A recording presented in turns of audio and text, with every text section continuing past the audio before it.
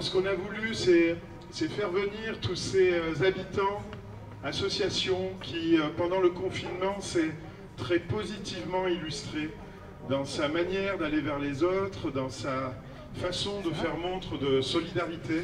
J'avais envie de venir signifier aussi cette participation à une vie collective d'autant d'habitants qui ont su, et en réalité au quotidien, abonder dans un bien-être commun, très commun, et ça dépasse la seule frontière des quartiers populaires en réalité.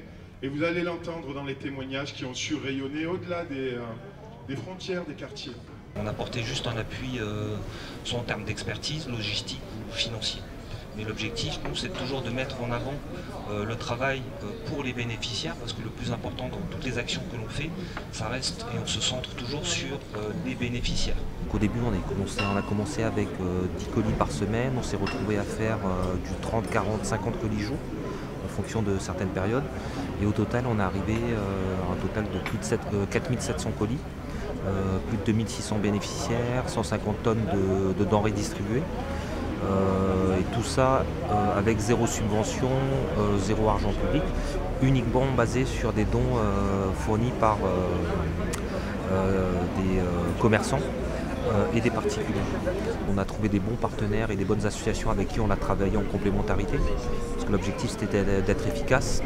Et là on a réussi à créer un petit réseau d'associations qui travaillaient tous ensemble. Ce qui s'est passé, c'est une sorte de génération spontanée des habitants qui se sont improvisés dans l'action.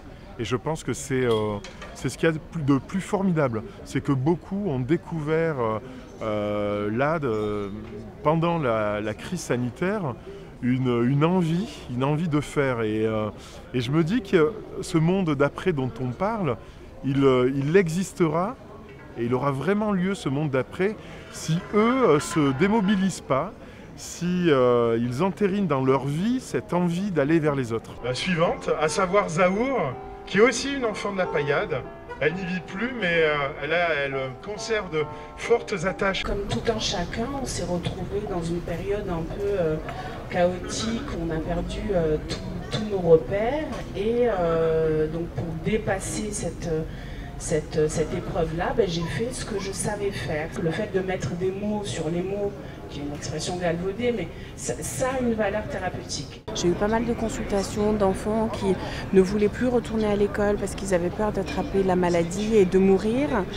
Des enfants qui avaient peur, qui avaient entendu et compris la notion de porteur sain et qui ne voulaient pas sortir parce qu'ils avaient peur de rendre malades leurs parents et leurs grands-parents, les personnes fragiles.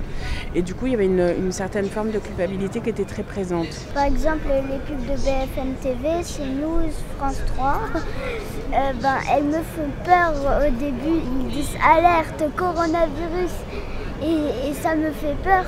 Alors que sur Gulli, il y a les pubs du coronavirus, sauf qu'il nous dit qu'ils vont nous bien soindre, ils vont bien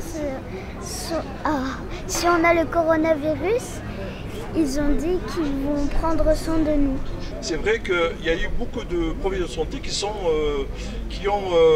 mis en retrait. Surtout que nous, on était en face à face avec les gens qui sont malades. Je ne me cache pas qu'au départ, tout le monde avait peur, on ne savait pas ce que ça a donné. Les patients fouillaient les cabinets médicaux, on ne savait pas comment agir, il y avait un manque de matériel, de masques et tout ça. Et donc il y a un infirmier qui a eu une idée comme ça géniale de créer cette plateforme, et comme ça on communiquait, on a fait connaissance. D'ailleurs ça s'est soldé dernièrement par un repas convivial entre tout le monde.